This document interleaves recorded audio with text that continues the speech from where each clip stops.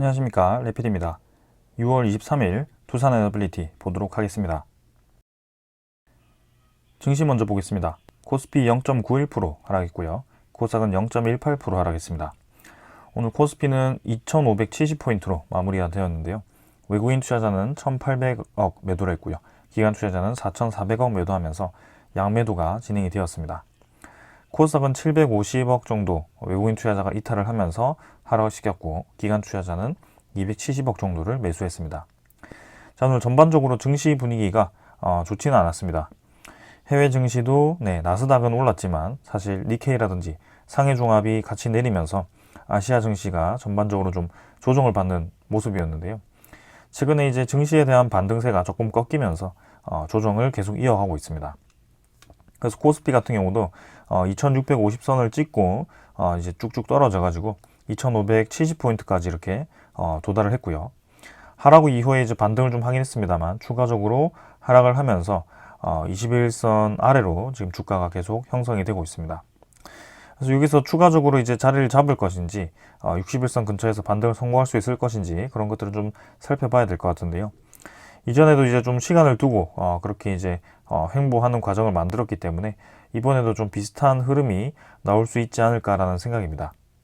자, 그러나 한 가지 변수가 될 수 있는 것은 이번에 이제 영국이 기준금리를 0.5% 올리면서 빅스텝으로 상승을 시켰습니다. 그래서 연 5%까지 이렇게 상승을 시켜버렸고요. 사실 이제 미국 금리는 거의 상승이 마무리되었다라고 이제 평가를 하고 있는 와중에 이제 파월 의장이 하반기에 추가적으로 베이비 스텝 상승이 가능하다. 그래서 아직까지는 금리 인상이 마무리되지 않았다라는 그런 얘기를 하면서 좀 이제 증시에 대한 분위기가 조금 이제 식어가는 모습이었는데 오늘 이렇게 영국까지도 빅스텝으로 금리 인상을 하면서 계속해서 이제 이 인플레이션에 대한 경계를 놓을 수가 없다라는 또 이 신호를 주었습니다. 그래서 금리가 지금 계속해서 올라서 영국도 상당히 지금 많이 올랐고요. 2008년 이후에 15년 만에 최고 수준으로 올라섰다라고 하면서 아직까지도 추가적인 금리 인상이 가능하다라는 것을 이 가능성을 열어둔 것 같습니다.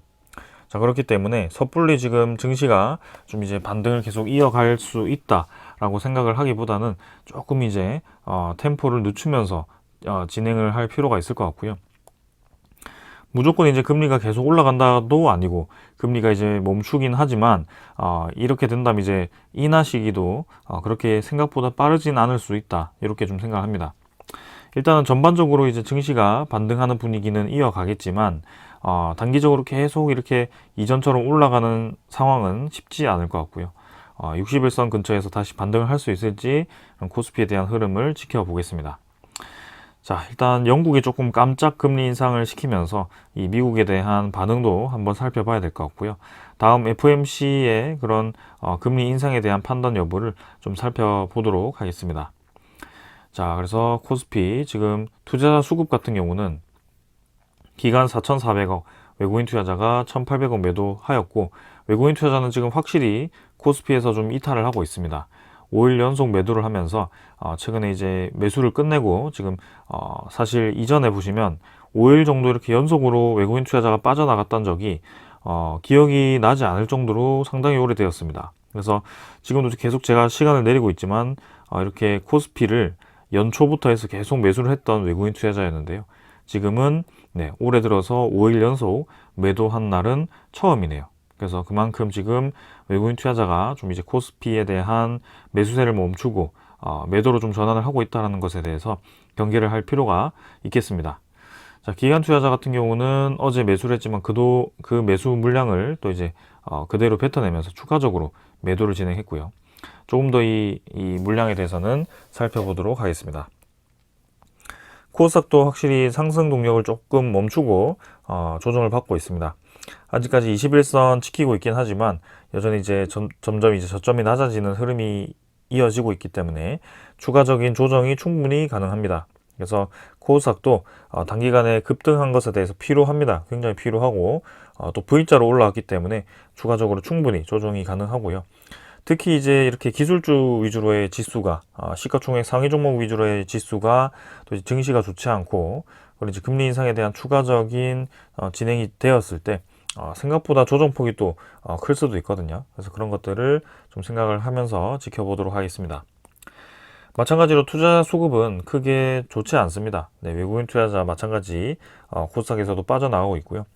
기관 투자자는 이틀 정도 매수했지만 크게 많은 양 아니기 때문에 넘어가도록 하겠습니다.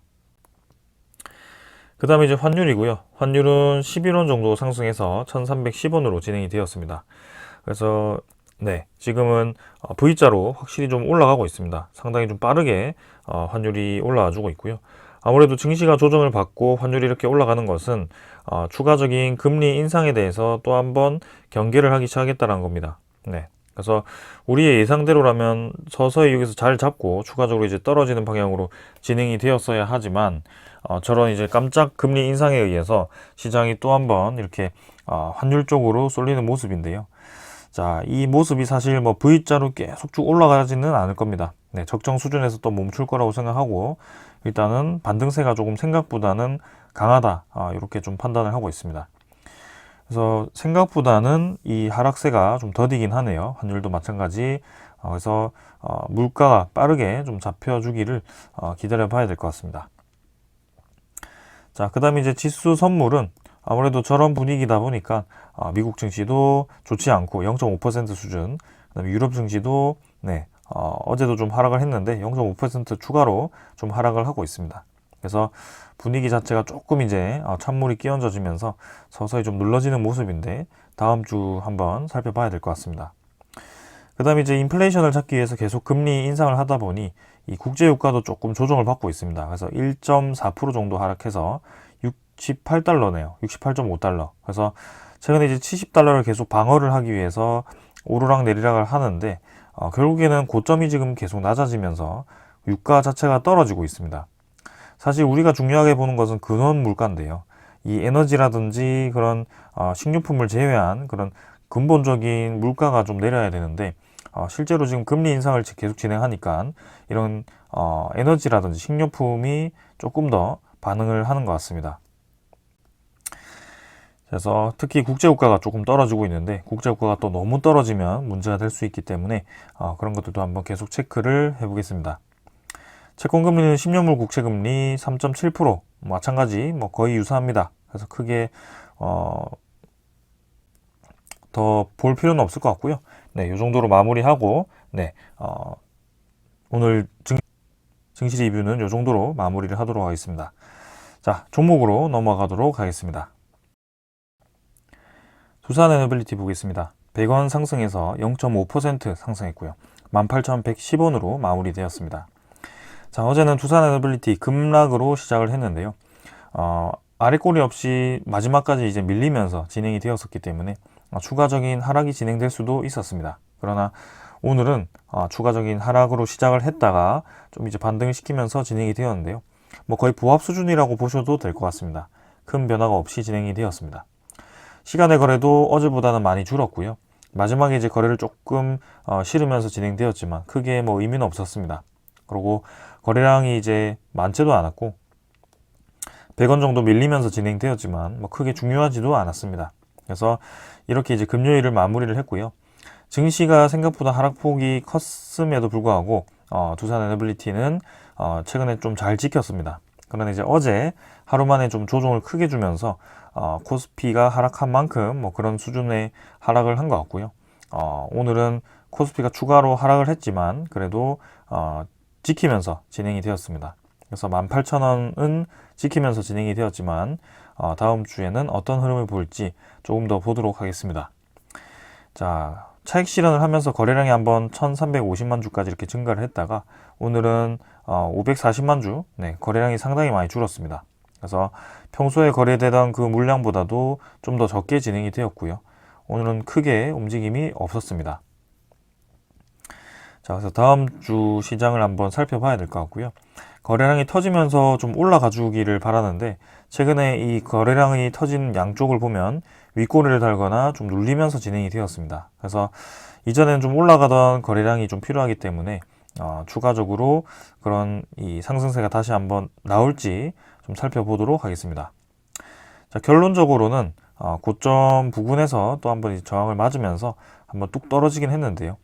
오늘 추가적으로 떨어뜨리지는 않고 그래도 양봉으로 전환을 하면서 21선을 받치는 그런 움직임이 나왔습니다.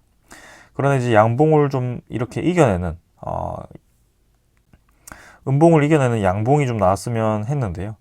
예를 들면 이제 이런 좀 이제 하루 만에 말아 올리는 그런 양봉이 나왔으면 했습니다. 그러나 그렇게 진행되지는 않았고요. 이전처럼 좀 이제 시간을 끄는 모습이 좀 나오는 것 같습니다. 그래서 좀 예를 들자면 계속해서 이 부분을 말씀을 드리는데요.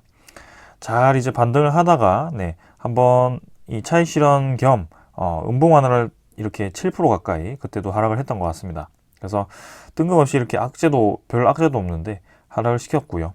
그 다음 날에도 추가적으로 하락하는 듯 하면서 좀 이제 반등을 하면서 진행이 되었습니다. 그렇게 조금씩 반등을 하면서 쌍바닥을 다지고 그 다음부터 이제 출발을 했거든요. 그래서 두산 에너빌리티가 이전과 좀 유사한 패턴을 만들어 가는 것인지 그런 것들을 한번 좀 살펴보고자 합니다. 항상 어딘가 출발을 한다라고 했을 때 꾸준히 잘 올리던 주가를 쭉 이제 떨어뜨리고 쌍바닥을 찍고 이제 올라가는 모습이 좀 많이 보였었고요. 그런 것들을 좀 이제 천천히 한번 살펴보도록 하겠습니다. 그래서 보시면 음운구름을 돌파하고 양구름을 찍고 올라가는 모습, 그 다음에 여기서도 음운구름을 돌파하고 양구름을 찍고 올라가는 모습, 상당히 유사하게 좀 진행이 되고 있습니다. 그래서 그런 자리가 이전에도 좀 있었지만 사실 그때그때마다 뭐 유상증자라든지 블록딜이라든지 그런 이슈들이 좀 터졌기 때문에 지금 그렇게 진행이 되지 않았습니다. 그런데 이번에 보시면 확실히 이제 양구름을 찍으면서 계속 조금씩 올라가지고 있거든요. 이번에도 얇긴 하지만 음운구름을 돌파하는 데는 성공을 했고요. 그 다음에 이제 이 공간을 어떻게 만들어 갈지 다음 주 그리고 7월 초까지는 아무래도 이 횡보 구간을 만들어 갈 수도 있겠다라는 생각을 합니다. 그러나 좀 더 빠르면 이렇게 올라갈 수도 있고요. 사실 이 주가에 대한 흐름은 완벽하게 매일매일 파악하기가 어렵기 때문에 전반적으로 전체적인 흐름을 좀 이해를 하는 것이 좋을 것 같습니다. 일단은 적정 수준에서 지금 하락을 멈추었기 때문에 다음 주 한번 살펴보겠습니다. 자, 6월 마지막 주가 이제 남았는데 조금 더 거래를 실으면서 치고 나가주면 좋겠지만 윗골을 달면서 일단은 25월봉선 근처까지 또 한번 밀렸습니다. 그래서 추가적인 상승이 나올 수 있을지 그런 것들 한번 지켜보도록 하고요. 일단 이 정도로 차트는 보고 넘어가도록 하겠습니다.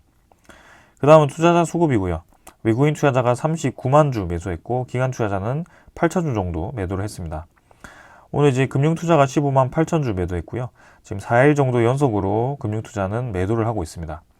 보험도 2만 5천 주 매도하면서 어제 이어서 추가로 매도했고요. 투신도 10,000주 정도 매도하면서 어제 이어서 매도했습니다. 크게 많은 물량이 아니기 때문에 가볍게 넘어가도록 하겠습니다. 사모펀드는 이제 어제 좀 물량을 쏟아내다가 하루 만에 이렇게 멈추는 모습이었고요. 아무래도 평소에 매도를 이렇게 집중적으로 하지 않던 사모펀드였기 때문에 차익성 물량을 쏟아냈을 가능성이 큽니다. 그래서 어제 주가를 주로 떨어뜨렸던 세력이 이런 사모펀드발 물량이 아니었을까라는 생각을 하고 있고요. 외국인 투자자가 좀 매도를 하긴 했지만 사실 이전의 흐름을 보았을 때는 외국인 투자자는 주가를 완전히 끌어내리면서 하락을 시키지는 않았습니다. 그래서 조금씩 이제 가랑비에 옷 젖듯이 하락을 시키는데 이번에 6%까지 이렇게 하락을 크게 시켰던 주 세력은 사모펀드가 아니었을까라는 생각을 하고 있습니다. 그래서 그런 차익 실현 물량이 끝나고 나니까 오늘은 큰 하락 없이 큰 거래 없이 진행이 되었던 거고요. 일단 우리가 주목하고 있는 연기금 투자자는 18만 7천 주를 매수하면서 최근에 이 강한 매수세를 아직까지도 이어가고 있습니다. 그래서 연속적으로 계속 매수한다라기보단 중간중간에 이렇게 쉬어가면서 그리고 매도를 조금씩 하면서 진행을 하고 있지만 결국에는 6월 1일부터 지금까지 꾸준히 또 이제 물량 확보를 해주고 있습니다. 그래서 벌써 6월 한 달로 따지면 지금 한 150만 주 가까이를 매수한 것으로 대충 눈에 보이는데요. 일단 집계를 해봐야 되겠죠. 그 부분에 대해서도 한번 살펴보겠습니다. 그러나 확실히 지금 연기금 투자자는 두산 에너빌리티를 계속 매수를 해주고 있습니다. 자, 그 다음에 수급은 다 확인을 했고요. 오늘 사실 하나솔루션이라든지 CS윈드라든지 그런 두산 퓨얼셀이라든지 수소, 그 다음에 태양광, 해상풍력 관련 종목들이 좀 다 조정을 받는 움직임이었습니다. 그래서 두산 에너빌리티도 어제 좀 조정을 받았었고요. 아무래도 금리 인상에 대한 증시 그런 분위기와 그 다음에 국제유가가 계속 떨어지다 보니까 대체 에너지원에 대한 그런 조정세가 좀 있었던 것 같습니다. 그래서 두산 에너빌리티도 일단 단기간에 급등한 것은 사실이기 때문에 거기에 대해서 조금 템포를 늦추면서 진행을 하고 있습니다. 조금 더 그 흐름에 대해서는 다음 주부터 해서 꾸준히 또 리뷰를 해보도록 하겠습니다. 네, 그 다음에 이제 공매도 잔고 한번 확인해 보겠습니다. 최근에 이제 공매도 잔고가 300만 주 정도까지 감소하고부터는 크게 움직임이 없는 모습인데요.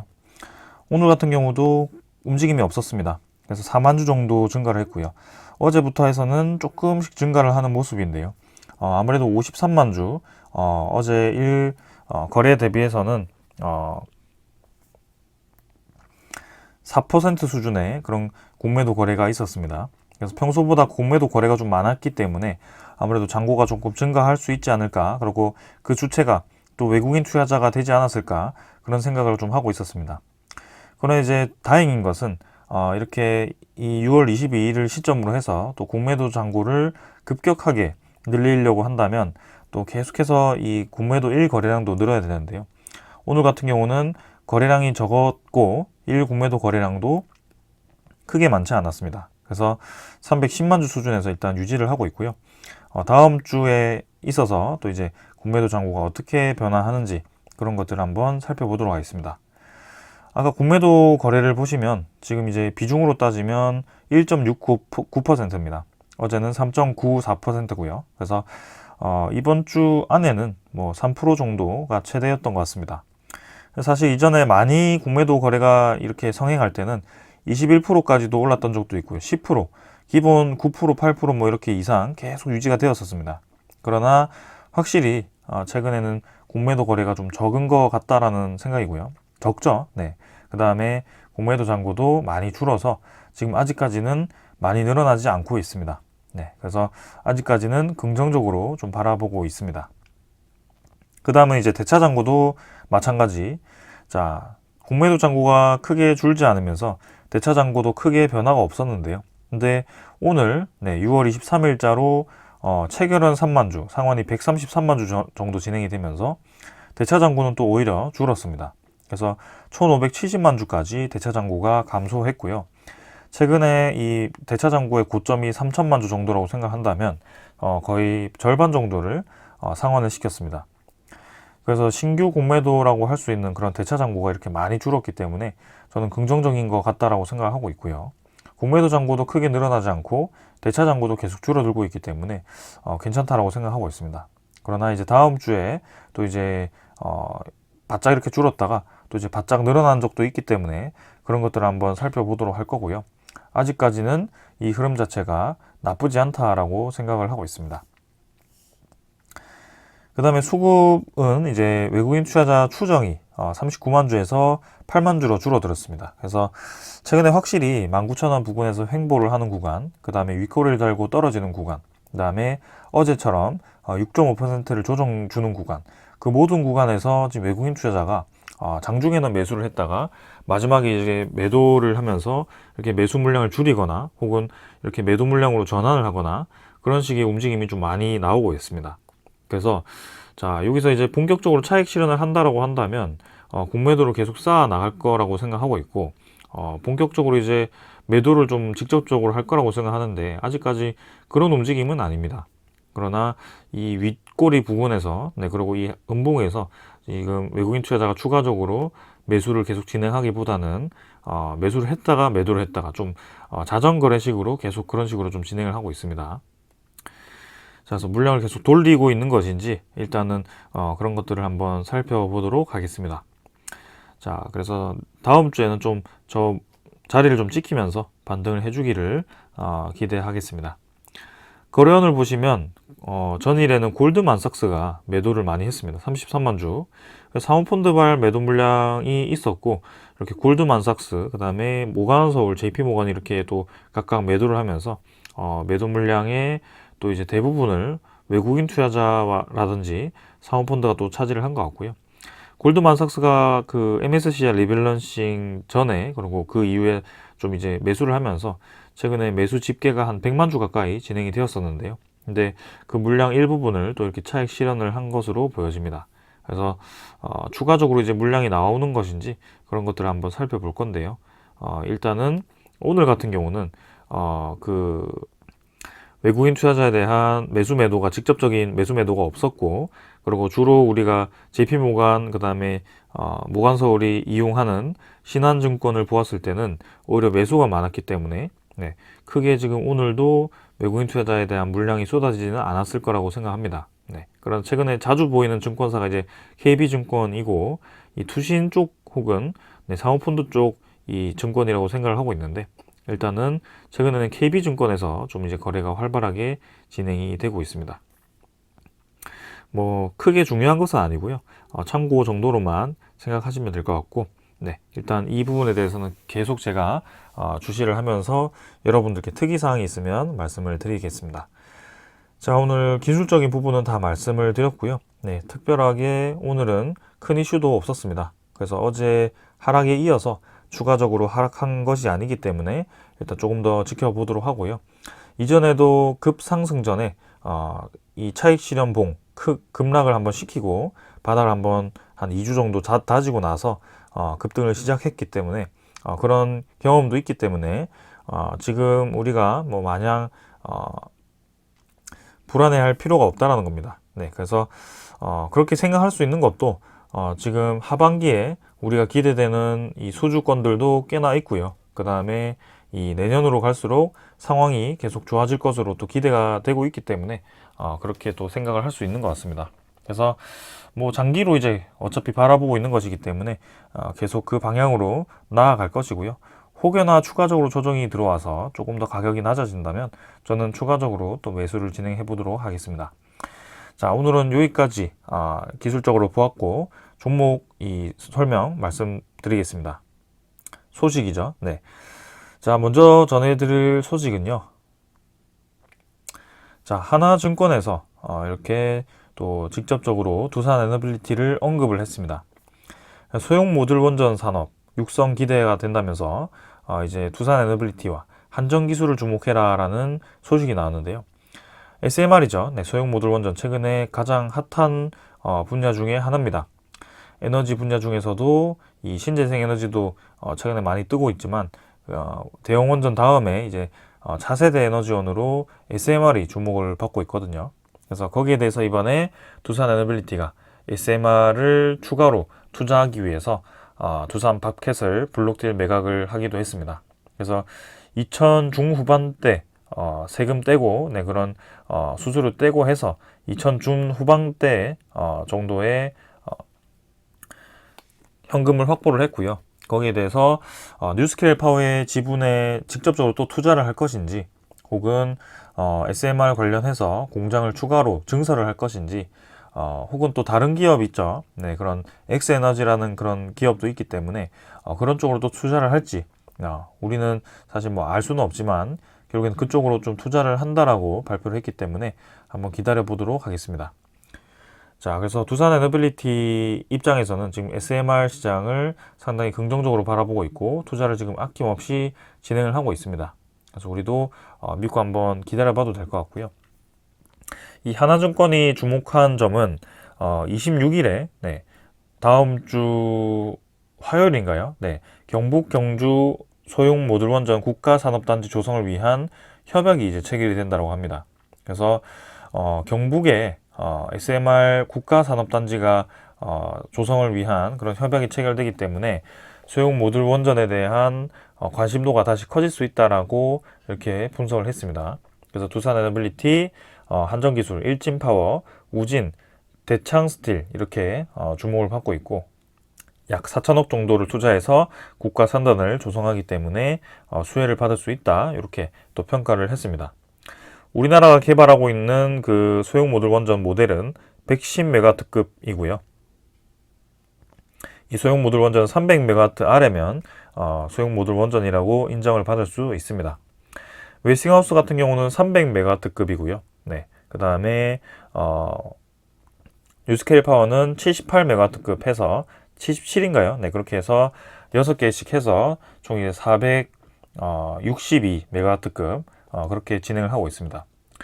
사실 원전 같은 경우는 대형으로 진행을 할수록 효율이 조금씩 높아지거든요. 네. 그래서 발전 단가가 싸게 하기 위해서는 사실 크게 짓는 것이 좋습니다. 그러나 안전성을 위해서 그 다음에 그렇게 지역별로 짓는 거 그런 것들 그 다음에 자연 냉각을 할 수 있다는 점 그런 여러 가지 이점이 있기 때문에 SMR로 이렇게 넘어가는 것이고요. 그 SMR이 이제 여러 가지 방면으로 또 이제 갈라져서 또 차세대, 3세대, 4세대 이렇게 또 나뉩니다. 그래서 궁극적으로 이제 핵 폐기물이 발생하지 않는 그런 소형 모듈 원전까지도 개발을 하고 있기 때문에 그런 것들을 주목을 해볼 필요가 있습니다. 그래서 2035년이면 630조 원까지 시장이 성장할 수 있다라고 하니 연평균 성장률이 상당히 이제 크거든요. 그래서 연평균 22% 시장이 성장할 것으로 기대하고 있기 때문에 시장이 20%씩 성장한다고 하면 엄청나게 빠르게 성장을 하는 것입니다.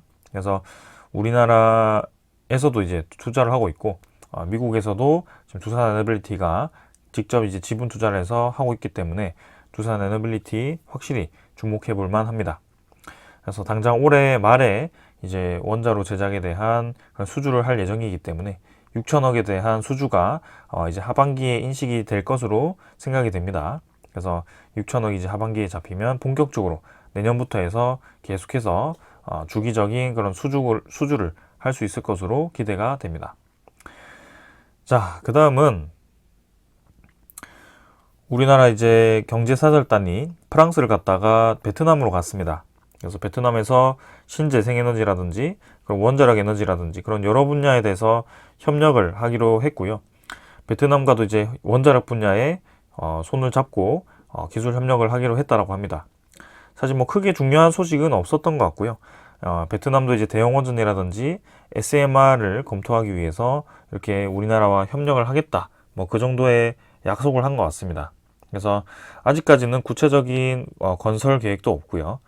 그동안 이제 원전 건설 예정이었던 것을 원전에 이제 배척을 했다가 이번에 다시 관심을 가지고 있는데 거기에 대해서 우리나라가 협약을 한 것 같습니다. 그래서 이 정도로 베트남은 가볍게 좀 넘어가면 될 것 같고요. 추후에 그런 계약 일정이라든지 그런 것들이 나오면 전달해 드리도록 하겠습니다. 그 다음에 우리가 주목해야 될 이 국가는 루마니아죠. 최근에 루마니아 국가 이름이 상당히 많이 나옵니다. 특히 원자력 협력 관련해서 계속 들려오고 있고요. 직접 이제 뉴스케일 파워가 SMR 투자할 수 있는 그런 국가이기 때문에 두산 에너빌리티 입장에서는 루마니아 원전에 들어갈 수 있습니다.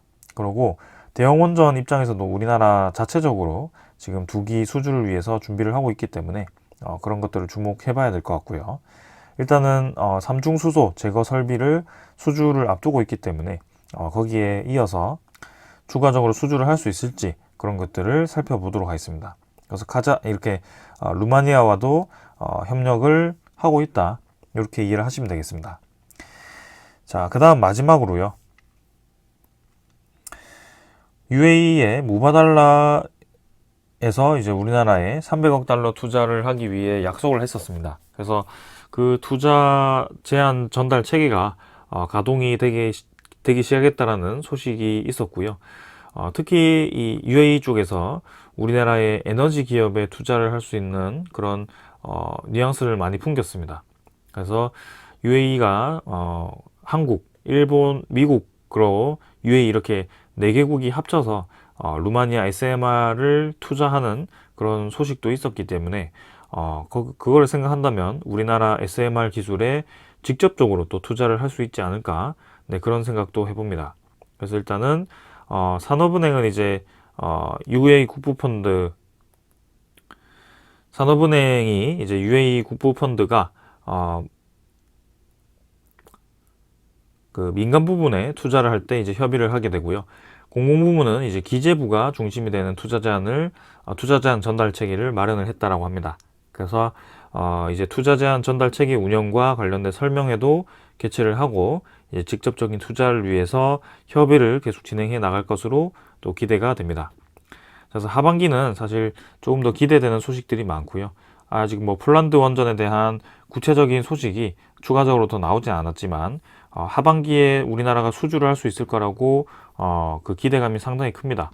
그리고 웨스팅하우스와의 합의 소식도 계속해서 넌지시 계속 나오고 있습니다. 그래서 그 두 가지에 대해서 우리가 가장 초점을 두고 있는 소식인데 그 두 가지가 지금 언제 나올지가 관건인 것 같습니다.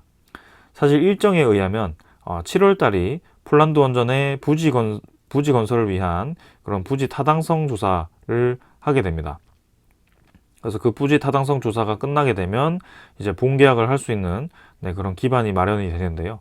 사실 이 본계약을 얼마든지 할 수 있다. 지금도 바로 할 수 있다라는 뉘앙스를 폴란드 장관과 그런 에너지 사장이 에너지 기업의 사장이 또 그렇게 얘기를 했었습니다. 그래서 부지 타당성이 괜찮다라고 한다면 바로 이제 본계약까지도 생각할 수 있기 때문에 폴란드 민간 원전에 대해서 하반기에 이제 수주 소식을 들을 수 있을지 또 기대를 해보겠습니다.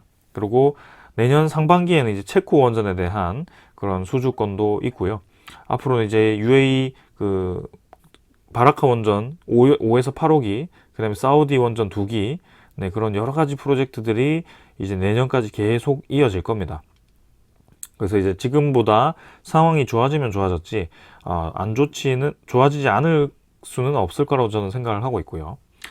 웨스팅하우스가 반드시 합의를 할 수밖에 없다라고 생각합니다. 국제적인 관계도 있고 미국 에너지부 차원에서도 우리나라의 원자력 관련 기술과 그런 이 제조력을 인정을 하고 있습니다. 그래서 이 중국과 러시아가 최근에 굉장히 빠르게 그 산업이 성장을 하고 있고 그 원자력 관련 핵 에너지 관련해서 산업을 이제 잠식하고 있기 때문에 거기에 대해서 우리나라를 비롯한 그런 동맹국들의 기술력, 제조력이 필요합니다. 그래서 이번에 우리나라가 그런 국제 정세 사이에서 가장 큰 수혜를 보고 있는 것이 지금 방산 테마고요. 그 다음이 이 에너지 테마가 되지 않을까 하는 그런 기대감이 있습니다. 거기에 건설도 저는 포함이 될 거라고 생각하고 있고요. 한번 기대를 해봐도 될 것 같습니다. 자, 그래서 뭐 중동이라든지 뭐 우크라이나 재건이라든지 뭐 그런 여러 가지 큰 프로젝트들이 많기 때문에 두산 팝켓도 사실 오늘 반등을 크게 했습니다. 그래서 블록딜에 의해서 주가가 떨어지긴 했지만 단기간에 이렇게 빠르게 또 치고 나와주면서 57,000원까지 57,600원까지 올라와 줬고요. 사실 블록딜로 크게 주가가 지금 많이 내려오지 않은 상황입니다. 그만큼 두산버켓이 강력하게 좀 올라가지고 있고요. 두산버켓의 주가는 머지않아 금방 회복할 거로 생각합니다. 그래서 두산에너빌리티도 그런 지분 가치 계속 상승할 수 있을 것 같고요. 그런 국제적인 정세와 그런 큰 프로젝트들 그리고 이 상황들이 계속해서 좋은 방향으로 만들어질 거라고 생각하면서 오늘 여기까지 하고 마무리하겠습니다. 자, 이제 6월도 거의 끝났습니다. 다음 주 5일이면 끝났고요. 이제 7월로 들어갑니다. 하반기에 들어가게 되고요. 올해도 이제 절반이 지나게 되었습니다. 그러나 올해 절반이 뭐 계속 주가가 10,000원대에서 횡보를 하긴 했습니다만 확실히 작년과는 흐름이 다릅니다. 눌러지던 그런 꾸준히 떨어지던 저점을 내려가던 흐름이 아니라 저점을 조금씩이라도 올려가면서 계속 이 올라가는 방향으로 진행되고 있고 기관 투자자, 외국인 투자자가 지속적으로 매수를 해주고 있습니다. 그런 상황에서 지금 이제 내년부터 해서 두산에너빌리티가 확실히 이 실적이 좋아질 거라는 기대감도 있고 이미 지금 수주 잔고가 매년 늘어나고 있는 상황이기 때문에 충분히 장기 투자를 해볼 만하다 이렇게 좀 말씀을 드리고 싶습니다. 자, 그래서 지금처럼 계속 천천히 템포를 가지면서 진행을 하다 보면 결국에는 20,000원도 훌쩍 넘어 있을 거고요. 몇 달 뒤면 20,000원도 이제 주가가 낮다라는 것을 느낄 수 있을 것 같습니다. 자, 조금만 더 힘을 내서 가보도록 하고요. 자, 오늘 여기까지 하고 마무리하겠습니다. 감사합니다.